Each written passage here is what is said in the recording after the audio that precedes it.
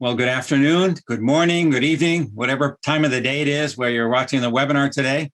So glad to have you with us to welcome you to our virtual discussion on technology and the future of work, an Economist perspective. I'm John Sengenberger. I head the Alumni Relations Office at the Tepper School, and we're always happy to have our alumni, students, and friends join us for our virtual classroom as part of our Tepper Lifelong Learning Program. We're delighted to have alumni and students from across campus joining us. Before we begin our discussion today, a couple of announcements.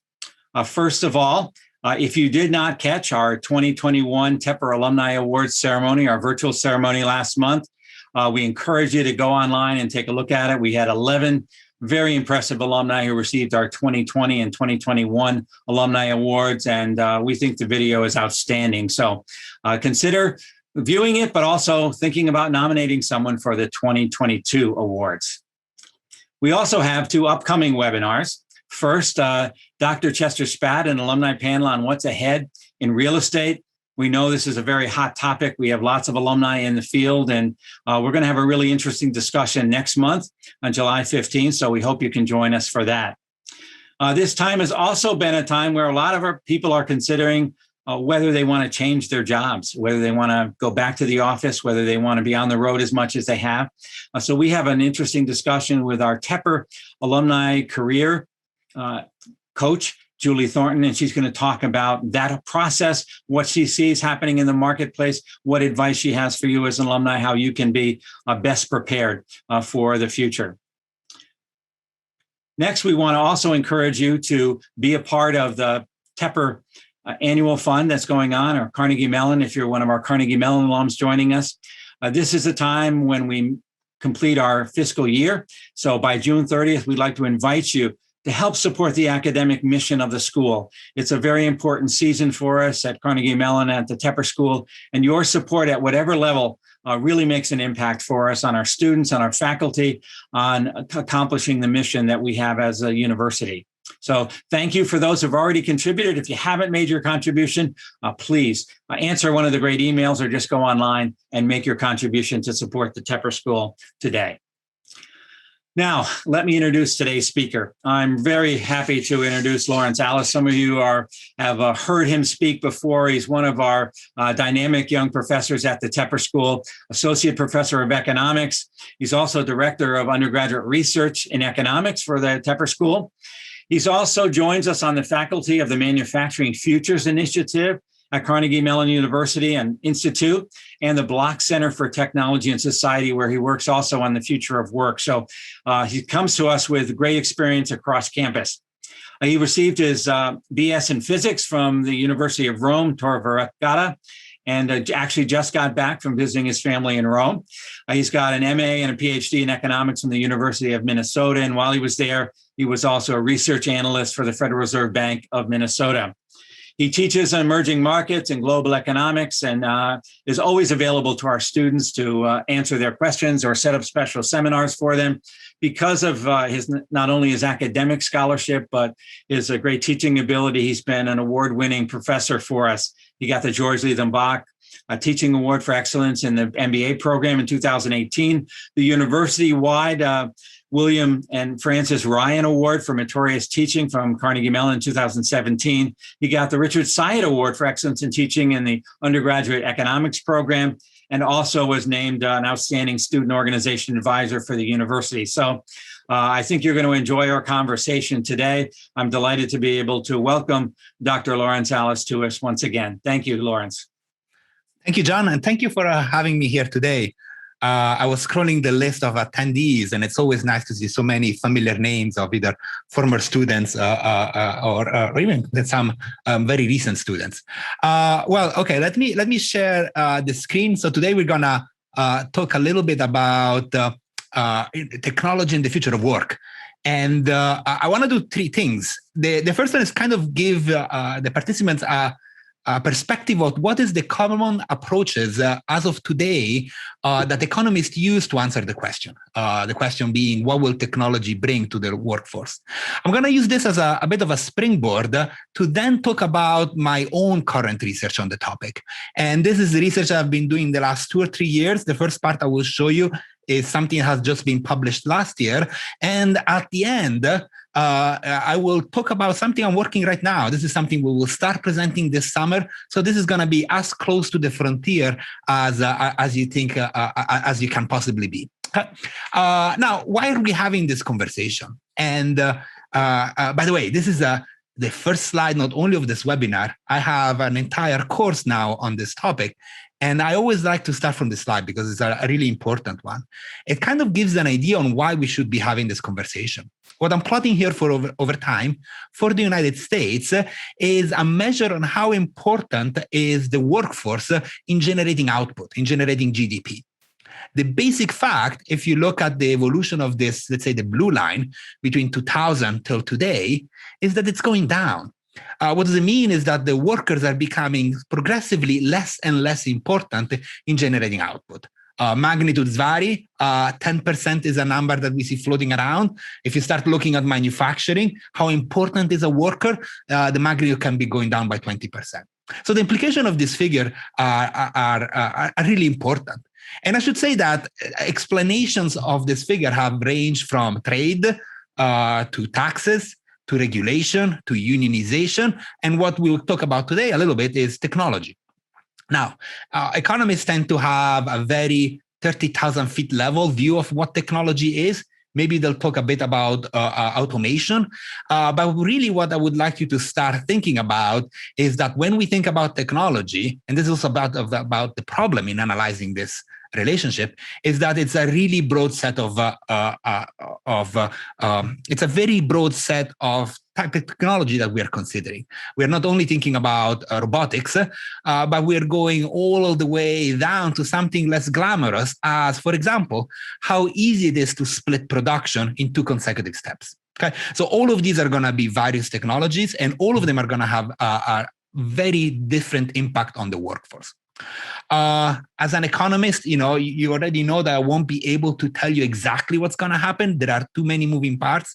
To give you an idea on what are some of the problems and how elusive is the link between technology and the workforce, let me show you the picture I showed you earlier for the United States of workers becoming less important. And let me show you for 2 countries which are at the frontier of technological adoption, South Korea and Japan. Now, if it was only a simple technological stories, well, whatever would be happening on the United States, we will see happening in these 2 countries. Instead, I see that in Korea, the importance of the workforce is growing, even as they are automating more than any other country on the planet.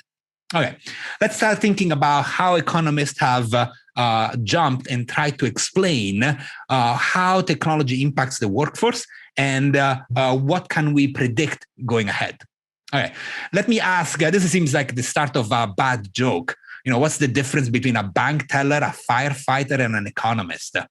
Now, economists have been thinking about this question. Now, they've changed the occupations here, but I would like you to think about it too, meaning like if I were to ask you, which of the following 3 occupations is more likely to be automated or being removed by technology, you probably start thinking about, well, the bank teller is not looking that good. And maybe the firefighter is probably the safest one.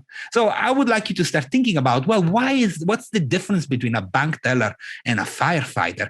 The distance seems to be great between these 2 types of occupations. Economists have started small, and they started saying like, well, here is 2 dimensions that we can try and map all of the 700 occupations in the United States. The first dimension would be, well, let me ask how routine or non-routine is an occupation. The second dimension is how cognitive and non-cognitive. Cognitive and non-cognitive here is, it seems very pretentious, it means deductive reasoning. So now you can say like, well, a bank teller is fairly routine.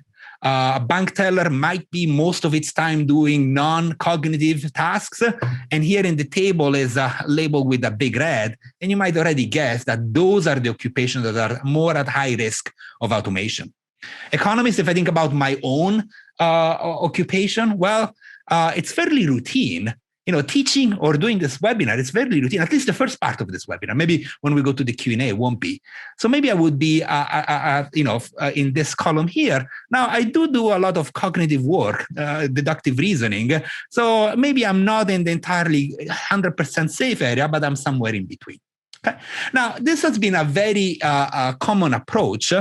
The problem of it is that you're trying to take 700 occupation, map them into 4 bins, and that's really a coarse description. It might be very limited in telling me or predicting what might happen to any specific occupation. The second one is how rigid it is. It's ironic, some of the early work in this area pointed out that taxi drivers, as an example of a safe occupation, one that is require cognitive thinking and one that is fairly non-routine. Nowadays, with the advent of autonomous driving, we do not think as a taxi driver as being one of the safe occupation. So the Economist, this is probably like 10, 15 years back in terms of approach. Let's move and tell you what has been happening, let's say, in the last 5 years. And here we start hitting some academic work that I'm sure all of you in some ways have already been, you've been confronted by, meaning that this is work that has been also described in pretty much any news outlet. And you've probably seen many websites, those websites where they're asking you, figure out if you will be automated in the next 5 years. All of those websites, all of those articles, as well as the majority of work coming out of all consulting agencies and other non-academic research agencies relies on this methodology, which is, well, let's go from 4 bins to something a bit richer in describing an occupation.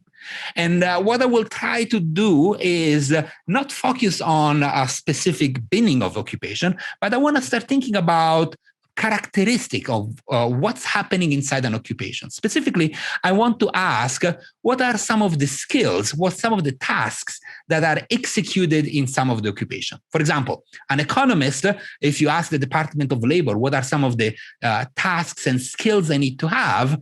Of course, you need to have some mathematical training, some economics training, but then it's going to start saying something like public speaking. You need to be able to speak in public if you want to be an academic economist. You have to teach. You have to do these webinars. Okay, so we're moving from thinking about economist to thinking about public speaking. Okay, how is likely that specific skill gets automated?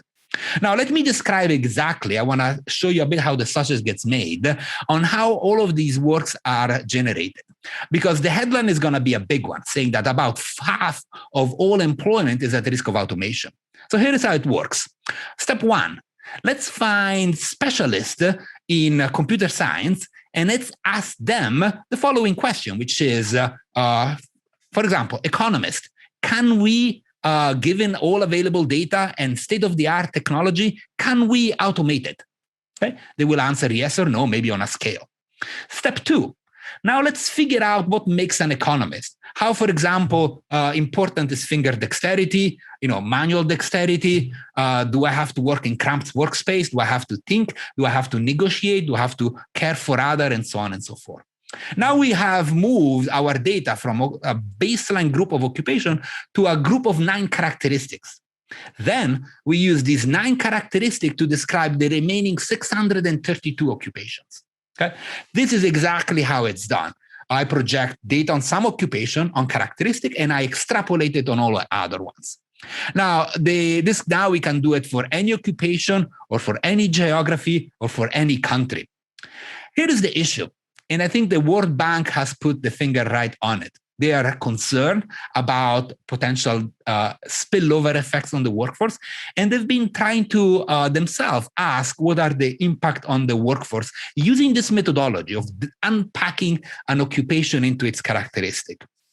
Here is the result, and you already immediately see the problem, because depending on some of the assumption and depending on some of the approaches, well, they conclude, for example, that for the United States, anything between 7% to 47% of workforce will be automated, will be out of a job in the near future. Now, as you can guess, the variation is such that might make this approach not practical for forecasting. Imagine if you were to ask an array for an estimate, and for example, for Japan, they will say like, well, pretty much anything between 6 to 55%. This is almost a testament of what we do not know at this stage. Okay? Now, let me tell you a bit what I do or what we think we're bringing to the table. And this is going to be a team of researchers. I'm going to list them down here. First is Christophe Combemal. He's a PhD student in engineering and public policy. Katie Whitefoot, she is a faculty in mechanical engineering. And Erika Fuchs, also in engineering and public policy. Okay. So this is a eclectic group of individuals, mostly engineer meeting an economist. And the interaction should be clear, because if you want to understand the workforce, if you want to understand technology, you need experts in both. You need to expert on modeling labor market, and you need expert in modeling technology. So this is the nature of our collaboration. So what we bring to the table, the first contribution, and this is up on the web, if you go on my website, you can download it, is to try to move from expert analysis, meaning stop asking computer scientists what they think might happen, and let's go out there and measure what has happened or what is happening. Let's get our feet on the ground. This is going to be important because also, remember how we started. It's very easy to think about technology as a uniform blob of events that might happen, or automation as a uniform blob. But when you go down inside a factory, the changes of technology are much more subtle. Not every industry is hit by the same technology. Not every technology may have the same impact on the workforce. Okay, so what we do is straightforward in describing it, years in the making and in doing it. We do and study industry which today is undergoing great technological changes. This is a subset of the semiconductor manufacturing industry, and is one subsector that relies on photonics.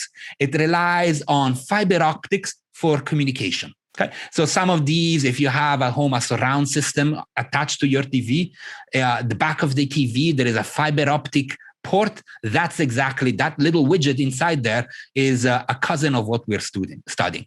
What we're studying is mostly used in data centers, so it will be a bit, the bigger cousin.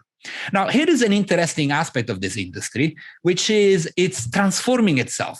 Meaning some of the changes in semiconductor manufacturing that we saw decades ago, let's say moving towards automation, moving towards putting all of the electronic components into a chip, those changes are happening today in this industry. Okay, so if we wanted to do the same for, let's say, Intel and other semiconductor manufacturing, we would need a time machine. This industry, we can do it today. And we're going to focus specifically on the process of automation, meaning these widgets are now being moved from made by hand to be made by robots welding the parts together, and parts consolidation. Meaning it used to be that inside this metal box, there were hundreds of components, and now there is one chip, meaning there are fewer parts. That's something we study. What we do is the idea is to build a synthetic factory, a model of the factory that we can model in our computer. The idea is, well, let's find factories that are using the frontier of the technology, that are highly automated and are using a lot of integrated components. And let's compare them to factories that are doing it the old way. For example, welding parts by hand. Now, this might require sending the PhD students around the globe. Let's send them to Southeast Asia to see how it's done by hand. And then let's send them to California to see how it's done in an automated fashion. But now what we can do is have these two factories and see exactly how a change in technology is impacting everything. And when I mean everything, I mean everything. When we go and measure what's happening in this factory, we measure anything from batch sizes to the cost of material, to the length of the shifts, to the ratio of supervisor to technical operators, yield rates, and so on and so forth. And on the economic side, we measure wages, we measure cost, and so on. So the firms are very generous at giving this data, also because the firm themselves trust what we will get out in terms of analysis. Let me start showing you some of the basic aspects, meaning that we already know, this should not be surprising, this is a bit more of a test, that as we increase the technological level of factories, keeping capacity the same, we should expect fewer workers in this factory. This is indeed what happens. Here is, for example, in this table, there are 4 columns. As you move from left to right, you should think about you're moving up the technological frontier. All to the left, you have factories that have low levels of automation and low level of process of component integration. Or if you go all the way to the right, you go to your highly automated, highly integrated factory. So clearly the bars go down, meaning there are fewer workers. But as you start looking closer, you start seeing that not every aspect of production is hit the same by technology. For example, look over here at the number of workers I need for fabrication and for testing the assembly. In a low level of technology, I have roughly the same level of workers in both categories. As I automate, I pretty much lose all of the people involved in testing, while I still maintain roughly the same number of people doing fabrication. Now, this is interesting because while these workers in the national statistics might appear as a same line, we know that they have different levels of training, they have different levels of skill. So already now we get the sense is like, wait a minute, the technology is impacting workers of different kinds at different rates. Now, this is something that we pursued forward. So one thing we can do once we can talk to these workers and to their supervisor is to measure exactly their skill level. Now, the Department of Labor, this is going all back to the Second World War. This was a project needed to figure out how to allocate veterans to civil work. Well, they started to describe the levels of skill needed for any type of work. What is nice is that they have a very nice way to ask people about the skill in their workplace. For example, the people involved in making these semiconductor widgets, two of the key characteristics that they need is their ability to refer to as operation and control, the ability to control equipment. And this can be very broad. For example, the ability to control equipment can be ranked from 1 through 7. You could rank yourself where you are now. If you know how to adjust a photocopy machine, this is the actual Department of Labor anchor, you're at level 2. If you cannot do that, you will be at level 1. Now you can think about all of the level as they can increase. If you're at level 6, it means you pretty much can work at the air traffic control center of a big airport and manage the approach and landing of planes. So a very wide range of skills there. For my own, I think mine, if I go back to public speaking level 2, I think is asking directions to a given place. So I'm definitely level 2. Level 6 is, if I remember correctly, making oral arguments at the Supreme Court. So I'm somewhere level 4 or level 5, depending on how you feel about my accent. Now, we can collect and we can ask the supervisor and the individual, an individual worker at its station, what is the level of his skill? Because we know that different operations are being impacted differently. We also connect information for near vision. Remember, these are people who are welding parts together, so they might also differ at the level of how accurate their vision might be. Let me show you a bit some of the results, and this is where we enter some novelty here, because now I can show you, well, what happens when I automate a plant? Well, we know we're going to lose some workers, and the previous chart was all about that. But here I can give you a bit of more of a breakdown. I can ask and I can tell you which workers are we going to lose. Now, the bars here are all negative, meaning that all workers at all levels are going to be impacted. But if you start seeing a V-shape here, you're getting our main result on this work, which is, wait a minute, exactly the workers with the middle skills are the workers that are being impacted more greatly by automation. High-skilled workers along this operation and control characteristic are hit, but not that much. Surprisingly, extremely low-skilled workers are hit even less. So automation, now we have to start thinking that it's going to impact workers, but it's going to impact at the middle.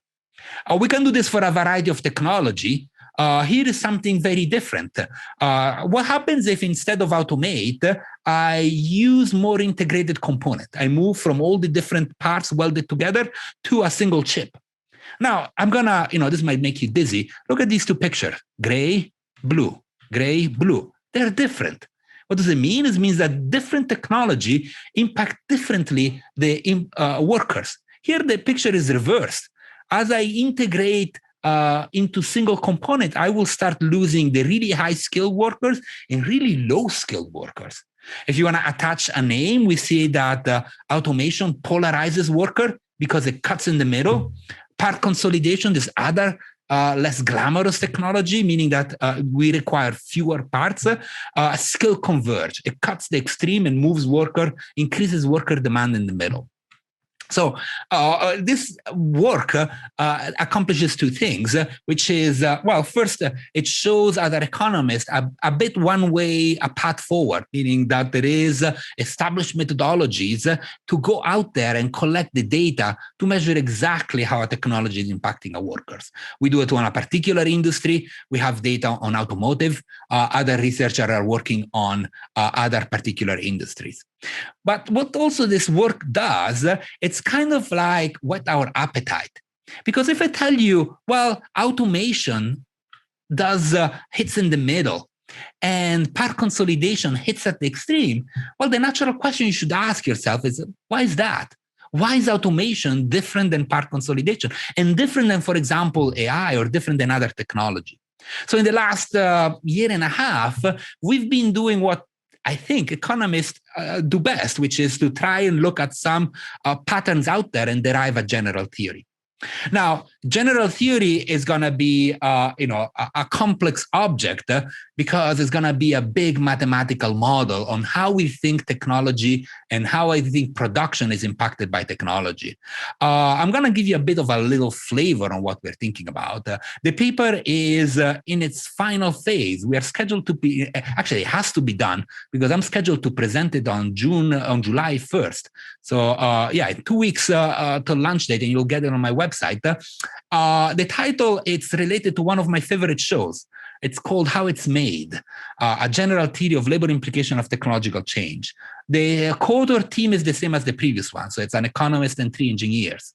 And the How It's Made, it kind of gives you an idea on what would the mathematical model look like. I do not know if you've seen that show. If you haven't, you're missing out. But the premise of the show is that they would take a product and they will show you from the beginning till the end all of the steps needed to make that product. If you're making Twinkies, how do you make the dough? How do you fill the dough? How do you wrap it? How do you cut them? And how do you put them in a box? If you're making crayons, how do you start from the wax, add the pigments, and so on and so forth? This is important because the model will follow exactly the same approach because we will model every single step. And at the end, we identify 3 key ingredients that are important when we think about a product, when we think about how something is made, and how technology might disrupt the production of this product. The first one is something that is as old as Adam Smith, step divisibility. Here is something that it's really important. How can you split the production of anything? And here it can be literally from doing a webinar to making a crayon. How can you split it into smaller steps? Okay, this is going to be important because it's going to enable whoever's in charge of deciding, hiring, and equipping the production line on who to assign to a given step. Back in the days, Adam Smith was talking about the pin factory, thinking about how workers would go about making pins. Somebody hammers them, somebody rolls the steel, and so on.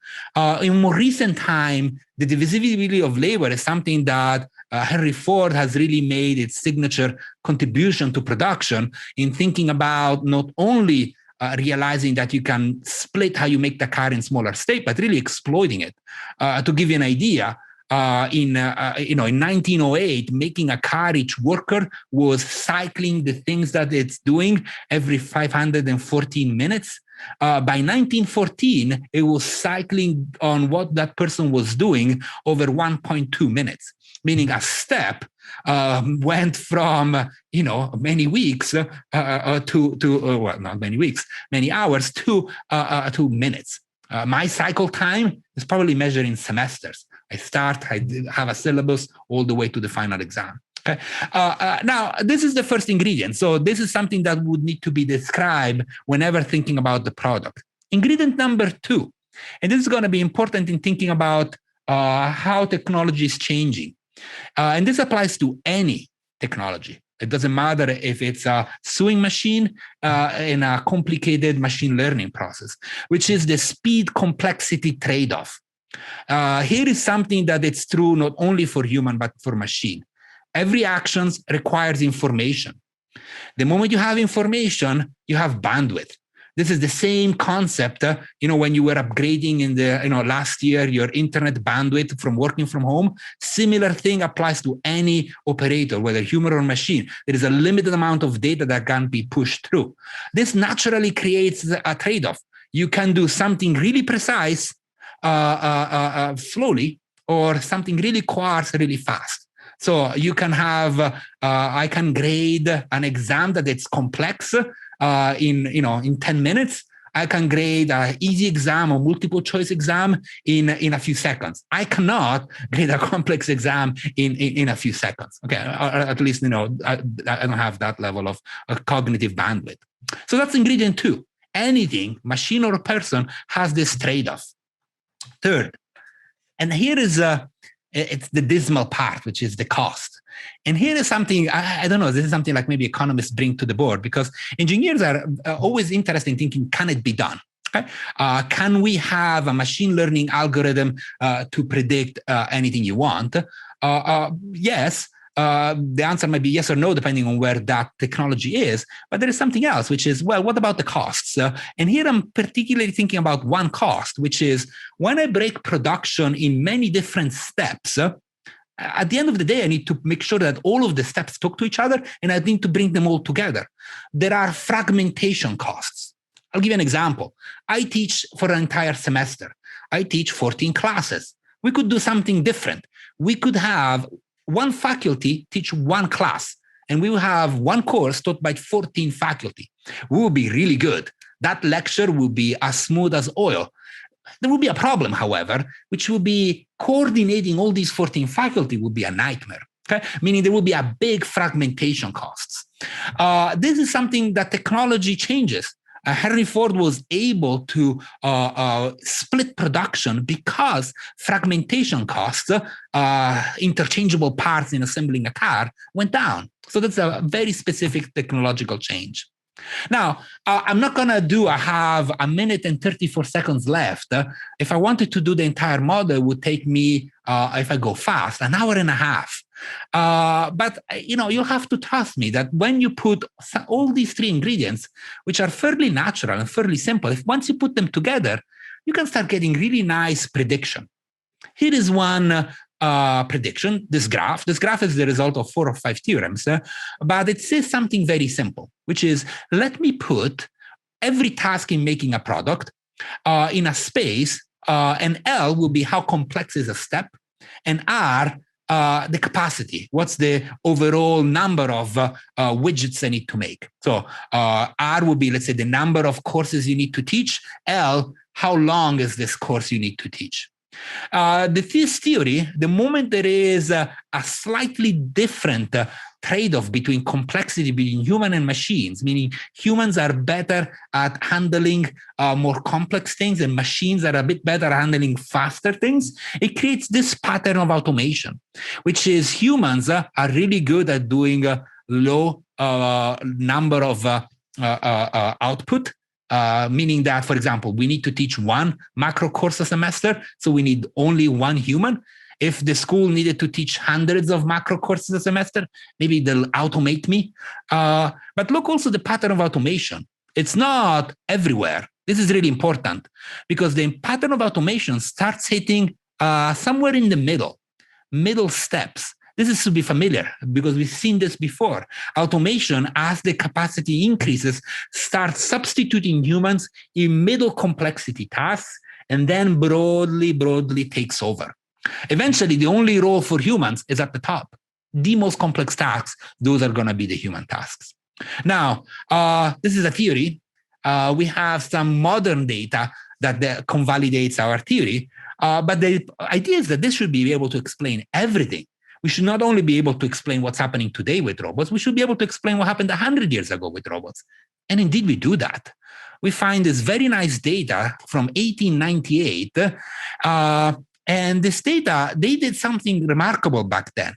But at the beginning of the Industrial Revolution, they were also worried about what's happening to workers. And they sent out data collectors around the United States, figuring out how everything is made. Same type of data we have today for optoelectronics. They were collecting this data, for example, on neckties. Meaning, how do you make a tie back in 1898?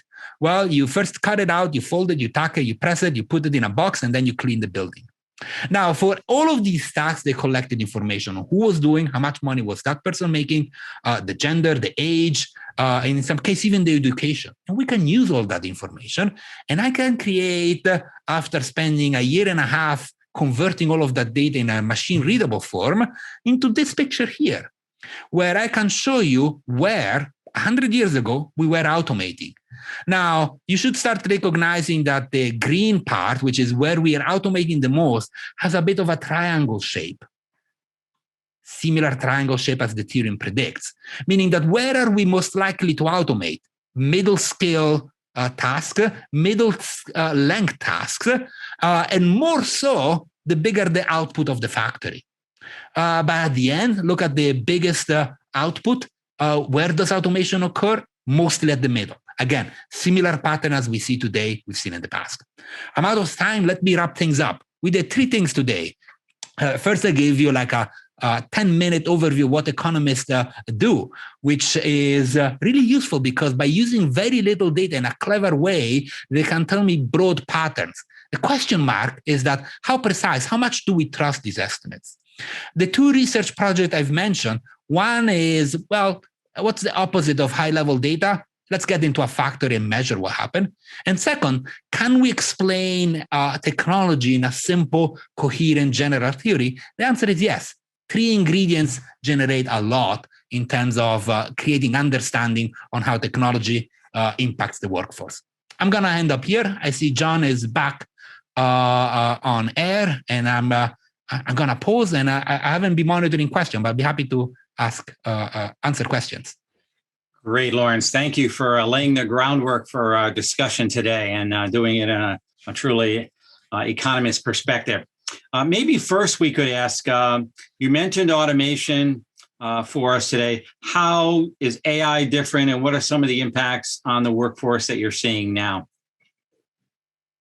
Yeah, no, that's an interesting question because the theory I said is like, oh, it's 3 ingredients, meaning I should be able to tell you how is AI different than automation, than a robot in those 3 ingredients. Indeed, we see a big difference, and it's in those third ingredients, in those fragmentation costs. Here is something that is very different, which is if you have an industrial robot, if you have an automated process line, it's very difficult to retask that line and make it do something else. For example, if you're making a car and you have a robot that is making welding pieces of the car together, it's very difficult, almost impossible to say, well, you're done your job, workers, now move and go and do something else. Humans are really good at that. Meaning the dean's office could say, like, Laurence, you're done teaching macro, could you go and teach technology in the future of work? And I just retool myself really quickly. Here is where AI enters and how it's different than a robot, that it's very easy to computing equipment to retask and do something else. Imagine the difference between buying a robot and doing it one task in your factory versus, for example, hiring Amazon Web Services to do a specific task. That computing equipment can switch between tasks really quickly. So those costs is what I see is a big difference. Well, good. We have a question. What is the approximate explanatory power of the 3 ingredients, if you had to say the weight of each of those? It really depends because I would say from perspective of a couple 100 years, meaning how much of what we see today versus what we saw in the 1800s, how much technology impacted, the first ingredient is key because dividing labor interchangeable part has transformed us from an agricultural society to what we are today. So that's really the biggest one. Nowadays, that's almost an established ingredient. So we're moving a little bit to the other ones. And I see nowadays, what I'm really interested in is the trade-off between complexity and speed. That's, I see, where we're making a lot of inroads. Well, how well, one of the questions we received from our alumni in advance was, how well are today's companies positioned for the future? Are they keeping pace with the changes, and what impact does that have on the workforce? That's interesting. I should almost ask the audience, because I'm in my office, so I have limited knowledge of what's happening inside a company. I should collect data from all the attendees. But I will tell you, I'm not trying to dismiss the question. I will tell you what is the challenge, which is that economists have in answering this question precisely, which is this weird phenomenon that, and I talk about this in my classes too, which is what are we measuring? Because new technology is measured badly, meaning I'm not sure. It's very hard to measure, for example, investment in AI on a company. That's only one problem, and we could deal with that. But for example, with something like AI, there is also some other problem that we measure the output badly.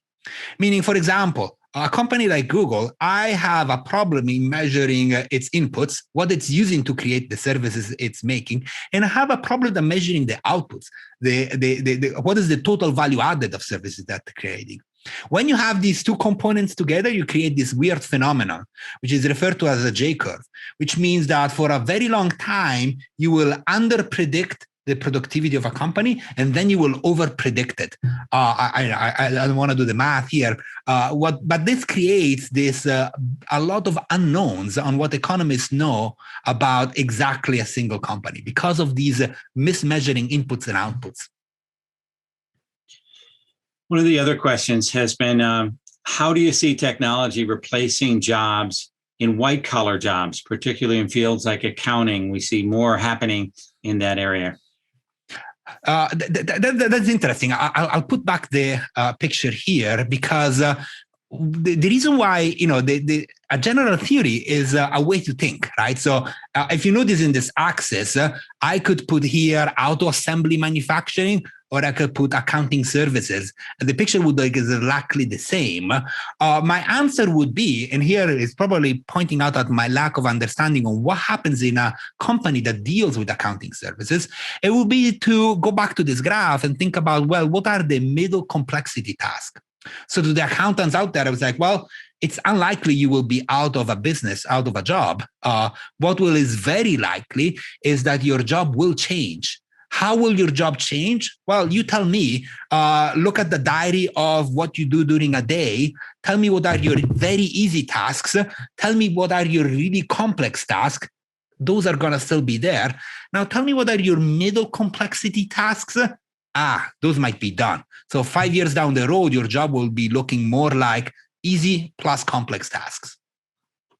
Well, here's another question that came in from one of our incoming TEPR MBA students. Do you think that human comfort level will affect how automated certain services become? We've seen some of this happening even during the pandemic with people getting used to online banking and things like that. But he gives the example of McDonald's say humans are not comfortable with automated cooking, but are comfortable with fully automated ordering and payment. Do you see this impacting automation for different roles? Certainly. Here, if you come here at CMU, the Human Computer Interaction Institute, this is some of the questions that they are asking. I would say, and maybe I can even plug some other research I'm doing, which is also motivated by the pandemic, which is usually we think about a consumption of a good as also a very one-dimensional object. If we are sophisticated, maybe we split it between, is it a good or is it a service? If we're really sophisticated, maybe we split it between, is it a tradable good or non-tradable good? Is it a tradable service or non-tradable service? And maybe then I can tell you, for example, McDonald's will be a non-tradable service, how we feel about technology in non-tradable services. What I'm working on, and this is with a group of 3 other economists here at TEPR, is saying look, this broad division is not going to work. We need to expand greatly the distinction between, let's say, getting a meal at McDonald's through getting a beer at a bar. Okay, both are non-tradable services. I cannot have my beer coming from China. I cannot have my McDonald's coming from China. But there is something about them that might be different. For example, how important is having other people sitting around when I eat a fast food meal versus a beer? Maybe we are more happy being alone in a McDonald's than we are alone in a bar. And similar, how happy we are to have a person giving us the beer versus a person giving us the McDonald's hamburger. So I don't have a good answer. What I can tell you is what we are at the stage now is trying to describe how goods are even different, which is the step one in figuring out how they might be impacted differently by technology. Okay. Well, there are some other questions related to COVID, so maybe we'll stay there before we jump into these other ones. How has the pandemic, from your perspective, impacted these trends? Are there trends in industry specifics that have accelerated because of that? Perhaps healthcare as might be an example. Yeah. Maybe I'll go back to slide one because there is something, I'll unpack this question in two ways. The first one is, yes, there is the pandemic. There is the associated recession with it. Remember, the blue line was how workers are becoming less relevant in creating output. Now, if you see where are the biggest times of contractions are over here in 2001, are over here in 2008. These are periods of recession, meaning that in periods of recession, normally, pandemic excluded, we see the fastest time of reduction in workers, meaning workers are let go. When it's time to rehire those workers, people who are making those decisions pause and ask themselves, can I do it in a slightly different way? And the answer is almost always yes. And it's almost always replacing workers with something else. The pandemic, you see, here is the latest data I have. It's going up. Not that much like, yay, good news for workers. That's also something that it's not entirely good news because what's happening here, the reason why the average is going up is because we are cutting not everyone at the same rate. We're cutting the left tail. We're cutting low workers, low wage workers more than high wage worker, and the average goes up. So what I mean by that is that we've seen the pandemic, different than many other recession, is hitting more those low skill services.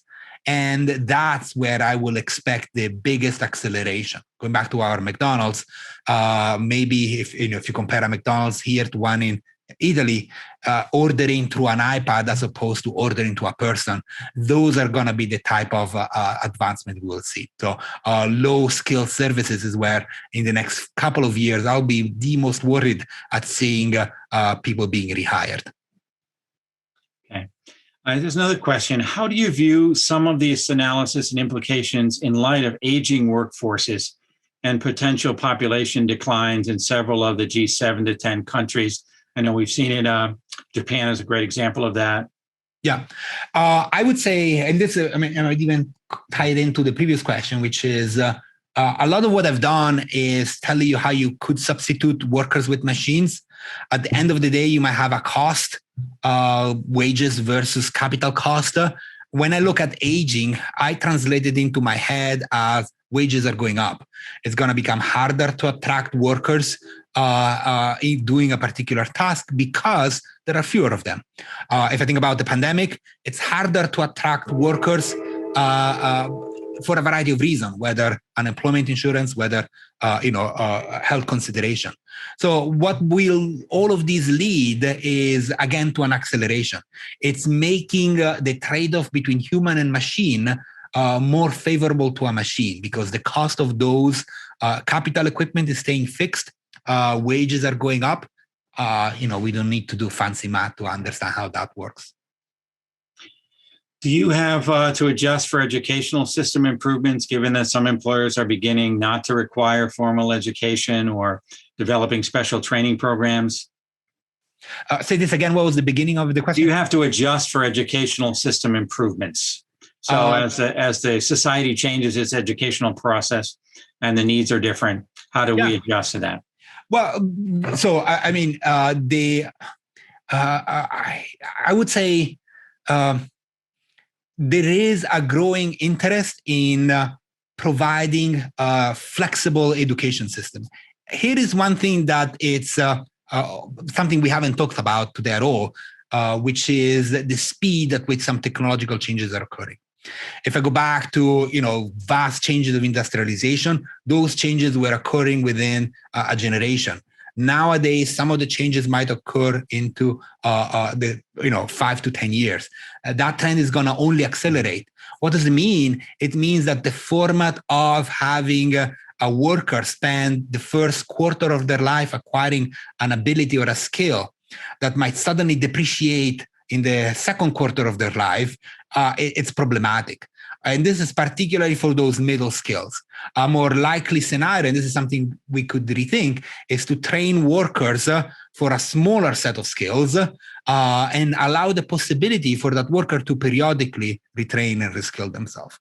In this aspect, Germany is doing a slightly better job with the interaction between universities and industries than the United States, meaning having a technical career, a technical path, which is more smaller, narrower set of skill, perhaps updated more frequently.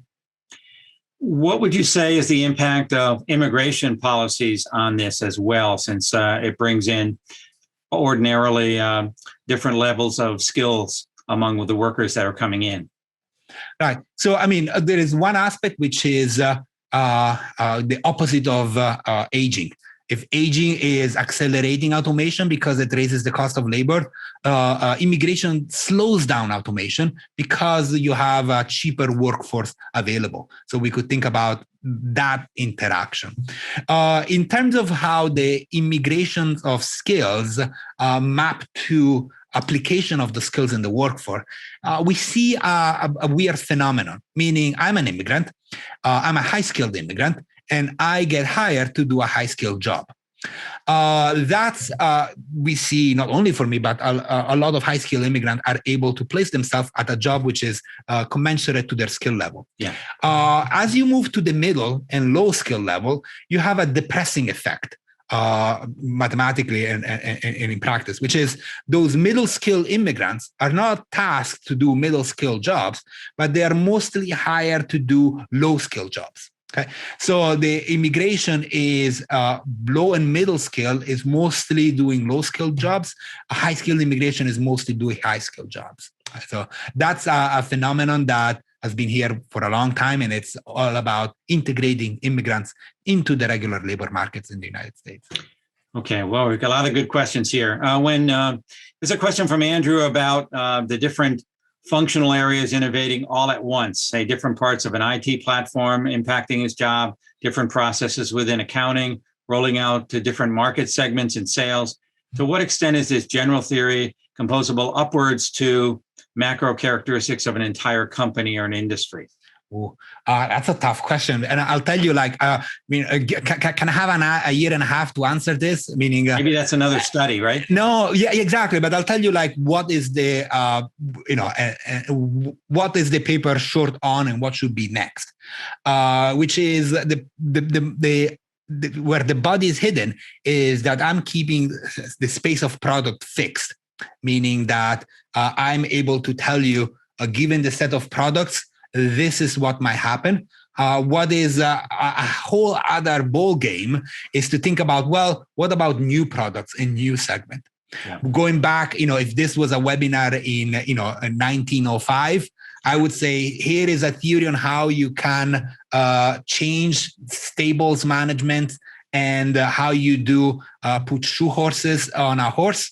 I wouldn't be able to say this is what will happen if we introduce the car. So that's where the frontier might be moving next. Okay, I've got 3 rapid fire questions here as we come into. I'll save the best one for last. Questions. Yeah. First, do you view the current global supply chain challenges as an accelerant to the adoption of technologies for domestic manufacturing, resulting in additional loss of jobs for the middle skilled workforce? Right. So there are a couple of things. First, just as a intellectual things we've inherited. The fragmentation cost, the cost of splitting production into steps, we borrowed that from supply chains, global supply chains. Splitting cost of production across multiple countries, that's something that they have a lot of knowledge on how to model that. So that similar cost, we see it there. The patterns that we see today is one of onshoring, meaning that as we are substituting workforce with automated, robots or processes, now suddenly the cost is such that it might be advantageous to move it back into the United States. I mean, the reason why we move production to low worker compensation country was to limit those costs. But if workers are becoming less relevant, then we can bring them back into the United States. So there is a lot of work thinking about what are the sectors that will be more likely to be onshored. Definitely, the events of the last year adds an additional cost, which is, we haven't thought much about disruption. To give you an idea, the last time that we thought seriously about disruption was with the 2011 Japan earthquake. So there is clearly an added uncertainty in those supply chain, and that would increase the cost further of fragmenting the supply chain, which would in turn increase the likelihood that that product might be back onshored in the United States. Okay, a question here. As industries mature, will we see the middle skills change as well? This is with regards to where automation is most effective. Well, I mean, so the middle skill here is, I think the question is it changing if there is a new skill, there might be a new middle.